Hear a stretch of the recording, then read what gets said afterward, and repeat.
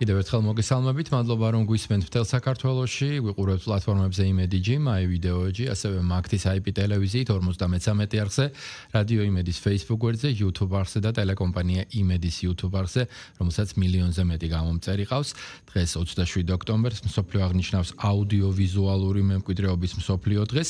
ეს თარიღი დაწესდა იუნესკოს მიერ იმისთვის, რომ ხაზი გაესვას იმ უზარმაზარ მნიშვნელობას, რომელიც ჩვენს ისტორიას, კულტურასა და მეხსიერებას აუდიოვიზუალურ დოკუმენტებში, კადრებში, ფირებში, ჩანაწერებში ინახავს. ეს არ არის მხოლოდ ძველი ფილმები ან საარქივო კადრები, ეს არის წარსულის ცოცხალი მტკიცებულება, რომელიც მომავალ თაობებს უნდა გადაეცეს, როგორ ვინახავთ ამ უნიკალურ საგანძურს, რა გამოწვევების წინაშე ვდგავართ და რა ნაბიჯები იქმნება იმისთვის, რომ ამ დოკუმენტებმა დროსა და ტექნოლოგიურ ცვლილებებს გაუძლოს, ამ თემაზე ვსაუბრობთ ჩვენ სტუმართან ერთად. ჩვენი სტუმარი კი გახლავთ კინოფონო ფოტო დოკუმენტების ცენტრალური არქივის დირექტორი გიორგი კაკაბაძე. მოგესალმებით ბატონო გიორგი, მადლობა გიხდით გადაცემაში მონაწილეობისთვის. მადლობა, მოგესალმებით.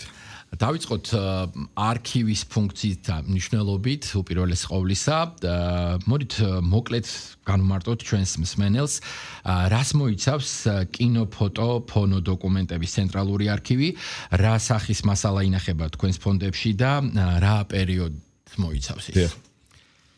ჩვენი არქივი, აუდიოვიზუალური არქივი, ასე მოკლედ რომ ვთქვათ, ინახავს იმ დოკუმენტებს, რომელიც შექმნილი იყო მე-19 საუკუნის შუა პერიოდიდან, ამას ვამბობ ფოტოზე.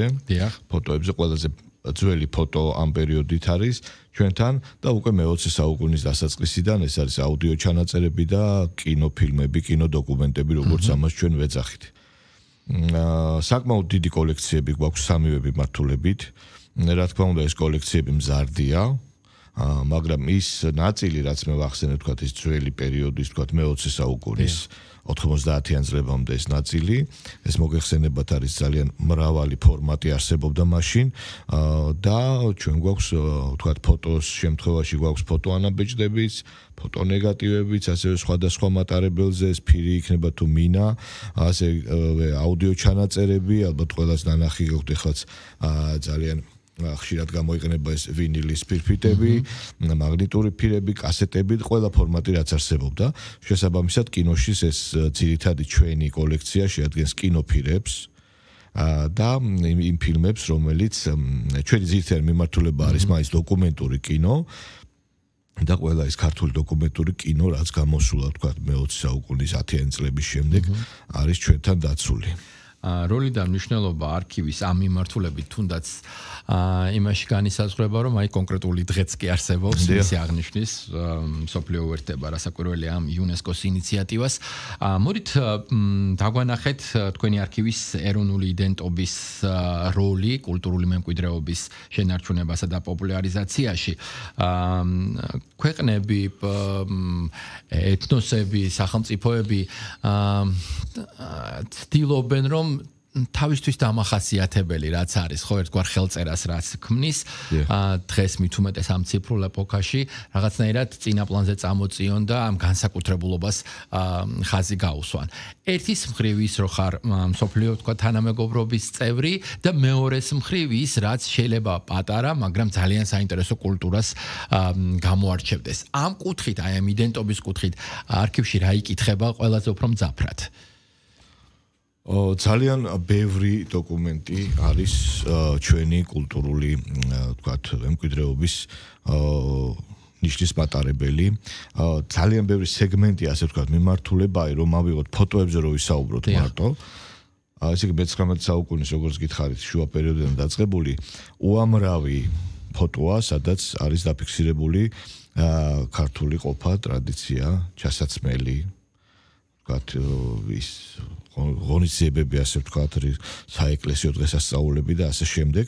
და მინდა გითხრათ, რომ ზუსტად აი ამაზე დაყრდნობით ძალიან ბევრი მკვლევარი მუშაობს, სხვადასხვა მიმართულების მკვლევარი, რომელიც ვთქვათ, უბრალოდ ისტორიას იკვლევს, რომელიც ვთქვათ, სამოსს იკვლევს, რომელიც ვთქვათ, საეკლესიო ცხოვრებას იკვლევს.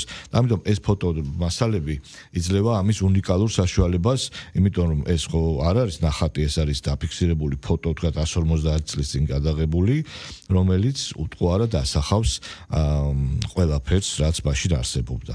აუდიო ჩანაწერებზე რა თქმა უნდა, ქართული ხალხური ჩანაწერების ფონდი, აქაც უნიკალური ჩანაწერები გვაქვს, როგორც არის თქვათ ექსპედიციებში ჩაწერილი თქვათ 20-30 წლებში.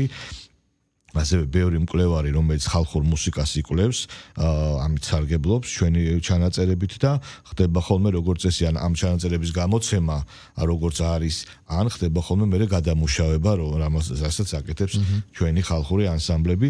იგივე ეხება რა თქმა უნდა კინოს, თუმცა კინოზე შედარებით თქვათ კინოფილმების დიდი ნაწილი ჩვენთან არის საბჭოთა პერიოდის. დიდ ნაწილში გულისხმობ მე ალბათ 95%-ს. შესაბამისად აქ უფრო ხა მოგეხსენებათ მაშინ ხელოვნების ყველა დარგი იყო ასე ვთქვათ მთავრობის კონტროლის ქვეშ ცენზურა მუშაობდა და ცენზურა უფრო არა დოკუმენტურ კინოში უფრო პროპაგანდა ვახსენოთ და ძირითადი აქცენტები მაინც ამაზე გაკეთებული თუმცა არა ყველა ფილმში რა თქმა უნდა მაგრამ ძირითადი მასივი განსაკუთრებით დოკუმენტურ კინოში არის ქარხნები ფაბრიკა ქარხნები ვთქვათ იქ საძოვრები გამოჩენილი ადამიანების მათ შორის მაგრამ არის ისეთ კინოდოკუმენტები სადაც ვთქვათ კინოკადრები გალაქტიონის კონსტანტინე გამსახურდიასი როცა თავად კითხულობენ თავიანთ ნაწარმოებებს და რა თქმა უნდა ესენიც არის. და ეს არის ჩვენი ძირითადი კოლექციები. თქვენ თქვით რომ 19 საუკუნეს მოიცავს ეს მასალა. მოდით გითხარით ყველაზე უფრო განსაკუთრებული, მათ შორის ძველი, იშვიათი და ვთქვათ ღირებული ექსპონატი, დოკუმენტი, უფრო ზუსტად კინოფოტო, ფონო მიმართულებით რა გვაქვს, რომლის შესახებაც დღეს შეიძლება ვისაუბროთ. თუნდაც თქვენთვის რომელია ყველაზე ძვირფასი და რატომ? ისიც ახლა ჩემთვის ძვირფასი ასე მე პირადად ვერ გამოვყოფ ამას. მაგრამ ეს 19 საუკუნის პერიოდის ფოტოგრაფია არის ძალიან საინტერესო. ეს ალექსანდრე ივანიცკის ფოტოები, 7 ფოტო ალბომში, რომელიც 1856-17 წელს არის გადაღებული. შემდეგ დიმიტრი ერმაკოვის ძალიან კარგი კოლექციები გვაქვს. ეს არის ამიერკავკასიის რკინიგზა, 5 ალბომი აქვს ამას მიძღვნილი, როგორ კეთდებოდა მთელი რკინიგზა. ამიერკავკასიაში არის რა თქმა უნდა როინაშვილის ფოტოებიც უამრავი ეს არის ტიპაჟები ყოფა და ასე რომ გამოყოფა ახლა ჩემთვის ძალიან ძნელია მართალი გითხრათ რა თქმა უნდა კინოშიც ახლა გვაქვს აკაკი წერეთლის მოგზაურობა ეს პირველი დოკუმენტური ფილმი ძველი ვერსიაც და რესტავრირებული ვერსიაც არის ძალიან საინტერესო კინოსიუჟეტები ვთქვათ მე-20 საუკუნის დასაწყისი 10-იანი 20-იან წლებამდე მერე უკვე მოგახსენეთ 21 წლის მერე უკვე სხვა მიმართულებები წავიდა კინოში აუდიო ჩანაწერების თავისთავად გვაქვს უნიკალური ჩანაწერები ეს არის ქართული მწერლების პოეტების მსახიობების და მინდა გითხრათ რომ ნაწილი ამ ჩანაწერების ჩვენ გამოქვეყნებულიც გვაქვს უკვე თავისუფალი წლობით რა თქმა უნდა ჩვენს ვებგვერდზეც არის და SoundCloud-ის პლატფორმაზეც არის ეს ჩანაწერები რა თქმა უნდა ყველა არა მაგრამ ძალიან გამორჩეული და საინტერესო ჩანაწერები ასე რომ ადამიანს შეუძლია თქვა ჩვენი ვებ რესურსების მეშვეობით საერთო შტაბ-ბეჭდება შეექმნას ჩვენ კოლექციებზე იქ დევს ფოტოებიც თქვა ის გამოფენები რასაც არქივი აკეთებს კინოდოკუმენტებიც მათ შორის რომ ამოვარჩიეთ ჩვენ ესეთი აქცენტური მასალა რომ ნებისმიერ შეექმნას შტაბ-ბეჭდება ჩვენს არქივო მასალაზე კოლექციებზე. კეთილი. დოკუმენტების დაცვაზე და თანამედროვე გამოწვევებზე მინდა ვისაუბროთ. დოკუმენტური მემკვიდრეობის ფიზიკური დაზიანება ეს არის მუდმივი საფრთხე და კარგად ვიცით. რა მეთოდებით ხდება ამ უნიკალური ფირების, ფოტოების, აუდიო ჩანაწერების დაცვა და კონსერვაცია თქვენს არქივში ციფრულ რესტავრაციაზეც და გაციფრულებაზეც რომ გითხრათ დიგიტალიზაციას რომ მეძახით უნიშნელოვანესია დოკუმენტების მომავალი თაობების შესანარჩუნებლად ამ დოკუმენტების ფაქტობრივად სიცოცხლის უნარიანობისთვის და რა ტიპის სამუშაოები ტარდება ხოლმე და რა მიმართულებით იყენებთ ტექნოლოგიებს? დავიწყებ იმით რომ სამწუხაროდ ეს მედია დოკუმენტები რაზე ჩვენ ვსაუბრობთ სამივე მიმართულებაზე ძალიან მალე ზიანდება იგივე ფოტოები ვთქვათ ფერი გაზდის თვითონ ქაღალდი ზიანდება იგივე ემართება აუდიო ჩანაწერებსაც და კინოფილმსაც ისინი თვითონ განიცდიან რა პირობებიც არ უნდა შეუქმნა მათ აქვს თავიანთი ვადა უბრალოდ ახლა ჩვენ ვცდილობთ რომ ამ პირობების შექმნით კარგი პირობების შექმნით ცოტა გაუხანგრძლივოთ ამას პერიოდი თუმცა ეს იმას არ ნიშნავს რომ ეს იქნება ვთქვათ სამუდამოდ იმიტომ რომ თქვა ქაღალდის ფუძიან დოკუმენტებს უფრო მეტი სიცოცხლის უნარიანობა აქვს, ვიდრე თქვა ქიმიურ ფირს, რომელიც მთელ რიგ ქიმიურ პროცესების შედეგად არის ჩამოსხმული. აქედან გამომდინარე, ეს საშუალება, ეხლა თქვენ რაზეც ისაუბრეთ, ეს გაციფრების საშუალება არის ძალიან კარგი გამოსავალი და ყველა არქივი არა მარტო ჩვენ, რა თქმა უნდა, აკეთებს ამას და ჩვენც უკვე რამდენიმე 2 წელია ამ საქმიანობით ვართ დაკავებული, რადგან ეს დოკუმენტები თქვათ გადაარჩეს და თქვათ ორიგინალთან წტომა აღარ იყოს, ამას ორი საქმეს ემსახურება ეს გაციფრების ამბავი, რომ ისო როცა ადამიანი მოდის ძალიან მარტივად ეძებს უკვე კომპიუტერში თავისთვის საინტერესო მასალას. საცავიდან ორიგინალი აღარ გამოდის, თქვა ნაკლები ხელი ეხება იმას, ნაკლები რეჟიმი ცვალებადობა აღარ ხდება საცავს და ოთახს შორის და კიდე ვიცავთ რა თქმა უნდა, თუმცა ერთი შეხედვით ძალიან მარტივად ჩანს ხოლმე გაციფრების პროცესი თვითონ ადამიანებს ძალიან მარტივად წარმოუდგენიათ, რომ ეს არის ძალიან მარტივი პროცესი. არა, პირიქით, ეს არის ძალიან რთული პროცესი. გეტყვით იმასაც, რომ თქვა ციფრული მასალის შენახვა იმაზე გაცილებით რთულია, ვიდრე ჩვეულებრივი ფიზიკურად დოკუმენტის შენახვა. იმიტომ რომ ამას გარდა ტექნიკისა, თქვა ჩვენ არქივი ვარ და ჩვენ უნდა გავაკეთოთ ისეთი ასლი ხარისხობრივად, რომელმაც წლებს უნდა გაუძლოს, ხო? და შესაბამისად ეს ძალიან ისეთ სერიოზულ ტექნიკას მოითხოვს და შემდეგ კიდე სერვერებს იმ დაცვას თავისი სტანდარტები აქვს და ასე შემდეგ, ამიტომ ეს არის ნამდვილი გამოწვევა ჩემთვის პირადადაც, ჩვენი არქივისთვისაც, რომ ციფრული დოკუმენტების, თქვა ციფრული ასლების შენახვა გაცილებით რთულია, ვიდრე ანალოგური კინოფირების ან ფოტოფირების შენახვა. მაგრამ მუშაობთ ჩვენ ამ კუთხით, რა თქმა უნდა, და არ აგვიშავს ერთი სიტყვით ვთქვათ ამ საქმეში. კი ბატონო, არქივის უპირველესი დანიშნულება არის ალბათ ის, თითოეულ მოქალაქეს რომ მკითხოთ, რომ მოვიდეს შეეხოს ხელით იმას, რასაც დრო უძლებს. ის ანალოგები, რასაც ვთავაზობთ, ზუსტად იმიტომ, რომ გადარჩეს ავთენტიკური ვერსია, მნიშვნელოვანია, მაგრამ ის შეგრძნება, ის ემოცია, რომელიც ადამიანს უნდა კონდეს არქივში მოსვლის, ეს ხომ არ დგება კითხვის ნიშნის თქვენ და რა შეიძლება ვთქვათ უშუალოდ ამას, როდესაც საუბარია იმ შემთხვევაში, როდესაც ფაქტობრივად ამ მასალებს უკვე ხელით ვეღარ აწვდი და მისი ვთქვათ ანალოგების ნახვის დათვალიერების მასე მუშაობის შესაძლებლობას იძლევა თანამედროვე არქივები.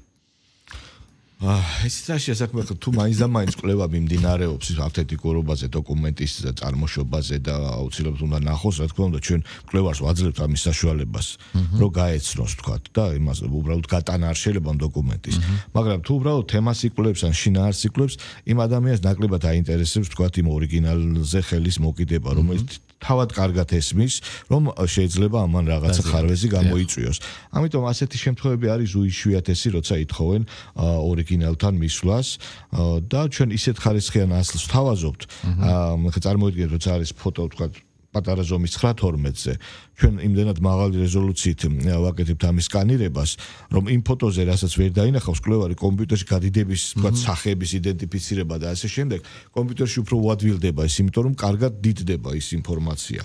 იგივე არის კინოშიც, იმიტომ რომ საყურებლად ეხლა კინოფილმის ჩვენ საერთოდ გავაჩერეთ, ადრე იყო ესეთი პროცესები ჩვენთან, რომ თქვა სამონტაჟო მაგიდაზე შეგეძლოთ გენახათ კინოფილმი ან საპროექციოში გენახათ, მაგრამ ეს საკითხი ჩვენ გავაჩერეთ სამუდამოდ, იმიტომ რომ ნებისმიერი კინოფილმთან შეხება, როცა არის 60-70 წლის კინოფილმი, ნებისმიერ შემთხვევაში გამოიწვევს რაღაცა ზიანის მიყენებას.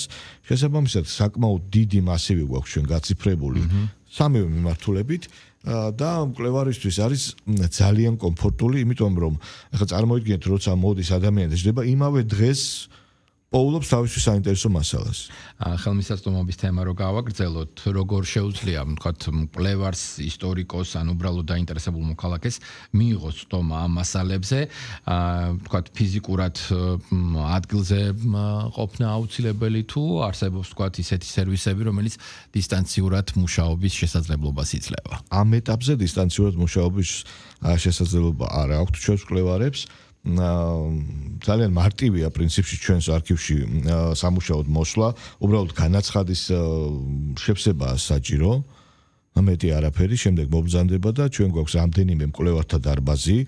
ჩვენს არქივში, მე ვგულხავ საქართველოს ეროვნულ არქივში არის რამდენიმე არქივი. ეს არის ჩვენი აუდიოვიზუალური, საისტორიო, უახლესი ისტორიის, რომელიც ჩვენზე გაცილებით მეტ დოკუმენტს ინახავს, მილიონობით დოკუმენტს ინახავს და იმათ თავიანთი, ასე ვთქვათ, მკვლევართა დარბაზები და თავი მომსახურება აქვთ. მაგრამ ეს ყველაფერი ერთ სივრცეში ხდება, ერთ შენობაში ხდება, რა თქმა უნდა და ყველგან ერთნაირად არის განაცხადის დაწერა უბრალოდ და შემდეგ მობრძანდებით და დარბაზში ჩვენი თანამშრომლები მოგიძებდიან, დაგეხმარებიან იმ მიმართულებას თქვენ გაინტერესებთ. კი ბატონო, ასევე აქტიურად ხართ ჩართული საარქივო ფილმების პოპულარიზაციაში, მათ შორის თბილისის საარქივო ფილმების საერთაშორისო ფესტივალში, რომელიც მე მგონი ცოტა ხნის წინ დასრულდა. პარასკევს დასრულდა. პარასკევს. მოდით გითხარით ამ ფესტივალზე, რა არის მთავარი მიზანი, რა სთავაზობს მაყურებელს და აი აქაც თქვენი ვთქვათ პროფესიის და საქმიანობის როლი რა კონტექსტში იკვეთება? იცით რა შეასაქმე ზოგადად ამ ფესტივალის დაარსების იდეა იყო იმაში მდგომარეობდა რომ გაგვეკეთებინა ერთ-ერთი ღონისძიება კინოარქივისტებისათვის. იმიტომ რომ ეს არქივისტები მაინც და მაინც არ არიან ძალიან განებივრებული და წახალისებული ასეთი ტიპის ღონისძიებებით, თქვათ ფესტივალებით, ან შეხვედრებით და ასე შემდეგ. არის რა თქმა უნდა მსოფლიოში რამდენიმე კონფერენცია და ასე შემდეგ, თუმცა ბევრი არა. ჩვენ ხა მოგცა ამ იდეამ ის რომ ჩვენ ჯერ ესეთი რატო განვახორციელებთ, გვაქვს ჩვენ ინფრასტრუქტურა, გვაქვს ჩვენი კინოთეატრი, აღჭურვილი ყველანაირი თანამედროვე ტექნიკით, გვაქვს ძალიან საინტერესო კოლექციები, რომელსაც ვაგზავნით სხვადასხვა ფესტივალზე მთელ მსოფლიოში, ეს უკვე წლებია ეს პროცესი მიდის და გადავწყვიტეთ რომ ჩვენთანაც, ჩვენ შენობაში, ჩვენს კინოში თავი მოეყარათ ჩვენ კოლეგა ორგანიზაციებს და 2022 წელს თქვა დავაარსეთ ეს ფესტივალი და მაშინ ცოტა მძიმე პერიოდი იყო ეს პანდემიასთან დაკავშირებით. თუმცა შემდეგ უფრო გაიზარდა და უფრო ბევრი სტუმარი ჩამოგვივიდა, ბევრი ფილმები შემოვიდა. წელს ჰქონდა 10 ევროპული კოლეგა ორგანიზაციის ფილმი ჩამოტანილი, ყავდა სტუმრები ასევე რა თქმა უნდა და ჩვენ მემკვიდრეობას ვაჩვენებთ, მათ თავიანთი ჩამოაქვთ და ხდება ხოლმე რაღაცა უფრო ამ კავშირების უფრო დაახლოება, გაღრმავება ურთიერთობების და ძალიან კარგად იმუშავა ამ ფესტივალმა და მინდა ყველას მადლობა უთხრა, ვინც მომიც მონაწილეობას იღებს ხოლმე ჩვენგან, როგორც წესი, ეროვნული არქივი და ეროვნული კინოცენტრი წარადგენს ხოლმე კინომემკვიდრეობის ნიმუშებს. კი ბატონო, კიდევ ერთი შეკითხვაც და დავასრულოთ. ერთ პროექტზე მინდა ასევე საუბარი, ეროვნული არქივის ექსპედიციები, ეს არის თქვენი პროექტი. გულისხმობს ისტორიული ძეგლების შესახებ ახალი ვიდეო და ფოტო მასალების მოგროვებას. რა კონკრეტული ამოცანები აქვს ამ პროექტს და თქვათ რა შედეგები არსებობს უკვე? დიახ. ეს პროექტიც რამდენიმე წლის წინ დაიწყო, გამომდინარე იქიდან, რომ უბრალოდ შეიცვალა არქივის დაკომპლექტების პოლიტიკა. თქვათ საბჭოთა პერიოდში ეს ვალდებულება ჰქონდათ ხოლმე სტუდიებს, რომ ჩაებარებინათ წლის ბოლოს ყველა თავიანთი მასალა, ეს კინოსტუდიებსაც ეხებოდათ, ფოტო სტუდიებსაც და აუდიო ჩამწერ სტუდიებსაც. თუმცა დღეს ახლა ასე აღარ ხდება არქივის დაკომპლექტება ასეთი ინტენსივობით და შესაბამისად, იმიტომ რომ ახლა ყველა კერძოა და არავის ვალდებულება აღარ აქვს, ხო, რომ სახელმწიფოს ჩააბაროს ეს თავის გამოყენების და დაცვის უფლებით და შესაბამისად გადავწყვიტეთ რომ ჩვენ გვყავს ჯგუფი, გვაქვს აპარატურა შევიძინეთ საამისო და ჩვენ თვითონ ვთქვათ რაღაცა პერიოდულობით დავდივართ და ვაგროვებთ ამ ვიზუალურ მასალას, რომელსაც ვთქვათ იმ რაღაც პერიოდის მასალას შემოგვაქვს არქივში და ვდებთ. ასევე ვაკეთებთ აუდიო ჩანაწერებსაც, გვაქვს პატარა სტუდია, სადაც ვეპატიჟებით მწერლებს, პოეტებს და ისინი თავად კითხულობენ თავად ლექსებს და ვინახავთ ამ ჩანაწერებსაც. იმიტომ რომ გავა დრო, ვიცი ჩვენ გვაქვს მაგის გამოცდილება, რომ გავა დრო და ეს მასალა საინტერესო იქნება. კი, ვინ თორემ თქვენი ციტეკ ნამდვილად დროის ფასი, რომელსაც შეუძლია გამოგზაუროს შენივე წარსულში და ეს რეალურად იმ არქივებს ეხება, სადაც ინახება განსაკუთრებული ინფორმაცია, დოკუმენტები. თქვენ შემთხვევაში ეს მრავალმხრივია, არის კინო, ფოტო, ფონო და მე კიდევ ერთხელ სარგებლობ შემთხვევით, წარმატებები მინდა გისურვოთ. მადლობას გადაგიხდით გადაცემაში სტუმრობისთვის. შევახსენოთ ჩვენს მსმენელს და მაყურებელს, რომ დღეს 27 ოქტომბერია, გახლავთ საერთაშორისო დღე, რომელიც აღნიშნავს აუდიოვიზუალური დოკუმენტებისა და არქივების მნიშვნელობასა და მათი შენახვის აუცილებლობას და ამ თემაზე ვსაუბრობთ ჩვენ სტუმართან ერთად. გიორგი კაკაბაძე, კინო, ფოტო, ფონო დოკუმენტების ცენტრალური არქივის დირექტორი საუბრობდა პირდაპირ ეთერში. მადლობა დათმობილი დროისთვის.